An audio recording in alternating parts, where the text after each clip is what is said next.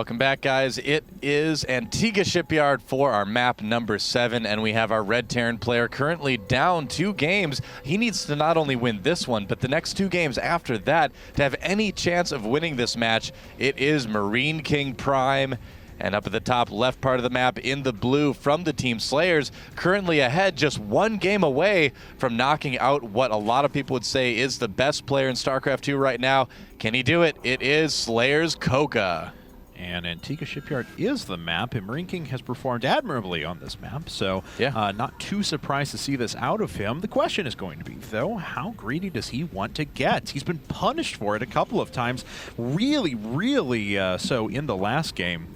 You know, and this is a map, too, where MarineKing would be very tempted to go for something like a command center first. We'll have to see if he does or not, but I also feel like this is going to be a good map for Banshees. There's a lot of room to maneuver, things like that.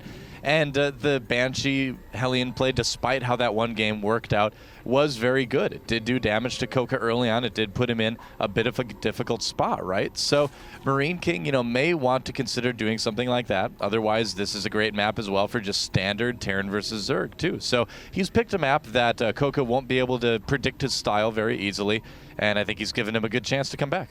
Okay, well, we'll see what both players are going to be up to here in just a bit. CoCa going to take a pretty early hatch. Once again, looks like he's going to check for proxies, being very diligent before he decides to take his hatch. There we go. Always a good tip for people. And looks like MarineKing going to go command center first. Yep, there it is. Command center first on the low ground as well. So not worrying at all about any sort of drone harassment or anything. Not a big deal early in the game. No. Yep, CoCa not 6-pooling or anything. I'm waiting for people to start 6-pooling MarineKing, you know, after all these command center first where he doesn't even attempt to wall off at all. Well, CoCa, I think, has had the right idea in producing the 8 lings that we saw several games in this set, making sure that he's able to get in there and try and do damage. MarineKing's been able to micro against that pretty effectively, and then CoCa decided, you know what, I'm just going to Baneling bust you for the next game. But still, that being said, CoCa's had a pretty good response for it. Yeah, 2 barracks on the way for MarineKing, so he will be able to produce enough Marines to at least stay safe against those early Zerglings, like you mentioned, that CoCa is so fond of making in this series right now and in his Zerg versus Terran. Against Zerglings, but this is exactly what we saw out of him last game as well. So MarineKing could certainly be susceptible to a similar sort of thing, except we know, MarineKing doesn't know this, but we know that CoCa is actually bypassing gas, and it looks like he's going to opt for that same sort of 4-queen build into quick third hatch that we've seen out of him a few times. Yep, so it looks like we are just going to see a standard safe game from both players, which is pretty cool. It's going to be straight up skill versus skill, you know, no worries about all-ins or anything like that. So far, anyway, it looks like, from both players. Double gas being taken by MarineKing. He's going to be able to get that factory very, very quickly, and he could go into a couple things like that. Traditionally, he has chosen to go for things like Marine Hellion pushes. He has gone into mech out of things like this, and he has played some very standard, you know, reactored Hellion builds as well, too. So he's still got a ways to go before we really kind of see what the plan is going to be for MarineKing. And the same can be said for CoCa, too. Just getting those queens out. Yep.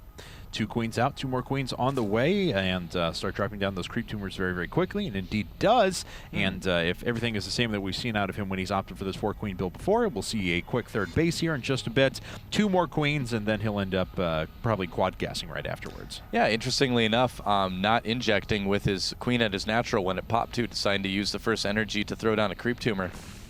And there it goes. So now finally the inject after that, but he's going to make sure that he starts that creep spread very early on. He's already got a queen that's dedicated to helping that, and now he's injecting at all of his hatcheries like normal. And indeed, actually, this is a little bit different. 4-queen build into quad gas off a 2 base, so changing things up from what we've seen out of him. Yeah, we'll see what happens. I mean, one thing's for sure, this, as far as Zerg versus Terran goes, is going to be a great set of games to study for any Zerg player out there. We've just seen, like, a multitude of different builds, and I feel like for Terran players, too, even though MarineKing is losing today, he's done a lot of great builds and a lot of great openings as well. So all in all, I mean, for Zerg players and Terran players, this has been a really cool match to see, very educational. Well, we'll see what both these guys are going to be up to now, as I would expect pretty quick lair tech out of our Slayer Zerg player here in just a bit. He does have that Zergling speed on the way now, but we'll see if he's going to opt for mutas or something along those lines on this map.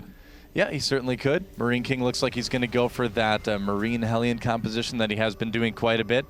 On this side of the map, but it does get scouted by CoCa, and CoCa should know exactly what's going on here. Yeah, seeing both reactors, seeing the Hellions pop out, seeing the tech lab. on the barracks working. He's got all the information he could want. And look at that, Baneling nest and a lair going down as well. So again, looks like it could be Mutiling Bane. Could decide to go for the Infestors as well with double upgrades. You can kind of go either way now. Used to be back in the current or in the metagame a little while ago, double Evo Chamber meant Infestors a lot of times, but these days players are going just for that very heavy Ling Baneling style with Mutalisks added onto that as well. So yeah, we'll see. I feel like this is a better map for Infestors than Mutas.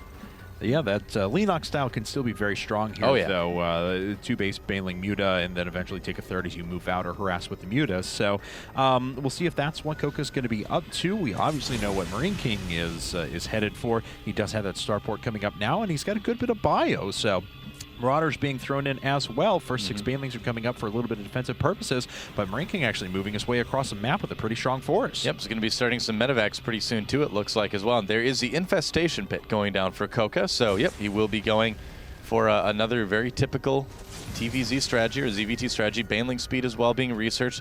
84 supply to 88, so things very even. Oh, I'm sorry, 68 supply for a Zerg player. So actually MarineKing with this very strong 2-base push is a bit ahead right now. CoCa might need to scramble a little bit to hold this. Yeah, CoCa's actually had to sacrifice a little bit of supply, and Stim actually just finishes up as well with that Marauder in there. He can tank a few hits from the Banelings as well. So CoCa down a little bit on supply, trying to produce whatever he can, finishing up 3 Overlords at the same time, though. MarineKing actually going over to a third, and it looks like he is in position to strike. What CoCa needs to do is make sure that he's able to get his Zerglings behind the units so that the Banelings can connect. He's not going to have Infestors anytime soon, even if his Infestation Pit is done, because he's got to get the upgrade first, and he's got to get the resources to make them. And here comes MarineKing right now. CoCa, he's got to be so careful how he engages this one. Yeah, loses a couple of Banelings right up the front as well. Only takes the one Hellion with him, but after it had done a little bit of damage as well. And the Banelings is trying to roll in now. Looks like they do land a couple of hits, but though they haven't gotten that big shot on the rest of the Marines. There's the Stim forward. Looks like MarineKing is just going to try and take out everything else. Whoa, a nice little farm of Overlords overhead, and that's certainly going to be a good game for him. He's going to be able to supply block his opponent. Oh man, MarineKing is in such an awesome spot right now. CoCa is going to have a really hard time producing enough units to hold this off. MarineKing's Marauders are always in the best spot they can be, it seems like. And look at the patience here, not deciding to go for the kill immediately, making sure that he kills off that third hatchery. You don't know what's going to happen when you try to push up the main, so you got to be safe.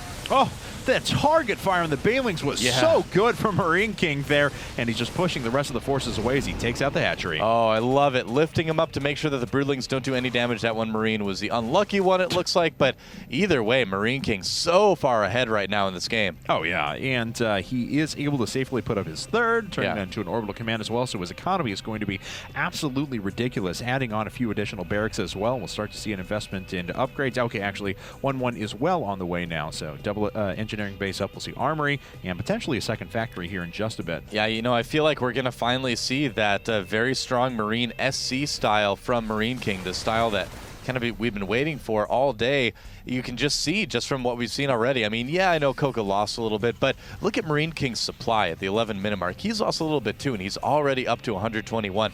That really is some good macro. I mean, this style will get you a unit, or an army rather, very, very quickly here. And MarineKing, not done yet, still continuing to harass, killing off some creep tumors, just being a general nuisance. Yeah, still has 7 Marines sitting in this medevac as well. Just doesn't even want to use them in the fight. That'd be a little bit unfair, I think he supposes. So, Infestors popping out now, and looks like 4 of them are finally on the fields with pathogen glands all finished up. 2 upgrades on the way for those ground forces as well. So we may see, with those sort of ground forces, we may, or ground upgrades, melee upgrades is what I meant to say, may see that Ultralisk Cavern and Hive in just a bit for CoCa whenever he feels safe enough to do so. The problem is that he does not have anywhere near as many drones as he should right now. He's very, very low. Only at 56 drones to 71 of his opponent here. He's had to spend so much on units that he just hasn't been able to get that economy that he needs. And as the game goes on longer, he's going to have the problem where he's not going to be able to reproduce his units so quickly. He's not going to be able to afford as many of them. So he needs to have some sort of breathing room. He needs to win a fight convincingly, get the time it takes to get those drones to get back in the game economically. And Hive Tech is actually coming up along with a Spire as well. So eventual transition over to Greater Spire possibly here in just a bit. A little bit of a Zergling counterattack down at the bottom right-hand corner. We'll take a look at that after we see what happens here as the Infestors try to poke their way out. One of them goes down without throwing down a fungal growth at all. And the Marines are just continuing to push forward. Looks like the Zergling counterattack is doing a pretty fair amount of damage, though. Yeah, it's not too bad. MarineKing going after the third base here, splitting things as much as he possibly can, not taking much damage at all from those Banelings. Look at the supply lead for MarineKing. 160 almost to just 100 of his opponent. Nice fungal, but will it be enough? I don't know. MarineKing just still so far ahead. Yeah, almost double the supply of his opponent at this point. Kills that third base once again. Hive Tech and Spire still on the way. And whereas CoCa wanted to be able to save up resources for an eventual tech switch, he is just going to get slaughtered. Well, at least these drones are. Oh, the drones not able to get anywhere. No burrow, so they can't even hide and force a scan. Oh, the huge manatee. That's right. And MarineKing, oh, what's that drone doing? He didn't get the memo. No, apparently not. It's like third base closed because it's dead. That is a good reason to close a base if ever I've heard one. Pretty much. So only just a couple Infestors left out on the map and a couple Lings and Banelings as well. The upgrades going to be looking better for MarineKing. And look at this. He goes home. MarineKing playing so safe right now, knowing that he can't afford to lose in any sort of silly situation by being overly aggressive. MarineKing really wants to win this. You can tell. Yeah, I'm impressed with his play this game. I mean, it's been on point. He's been able to deny pretty much anything his opponent has done. Oh, Infestor's just going to swing underneath. Yeah, he doesn't notice. Okay. Well, let's see here now. Another Zergling counterattack coming in, and it's actually going to be able to get a tank if it wants. There we go. Yep, and he's going to be able to get a few more too as well. These units, yeah, it looks like he does need to fight with the SCVs just a little bit.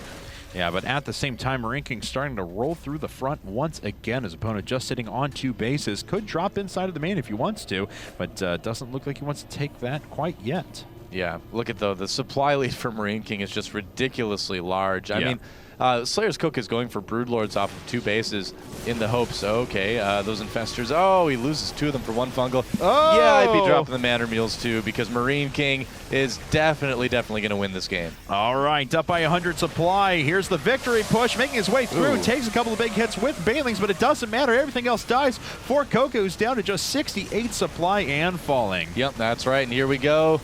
The last of the units moving into the natural expansion. Oh, the Infestor not even getting to fungal after it was born. Yeah. It's a rough life for that Infestor, just immediately dying. And down to 1 base. 30 more Lings coming out now, but CoCa is most certainly dead. Yeah, 1 base Broodlord. Not a very common strategy in Zerg vs. Terran. No, not usually. Usually because you can't make any Broodlords. GG!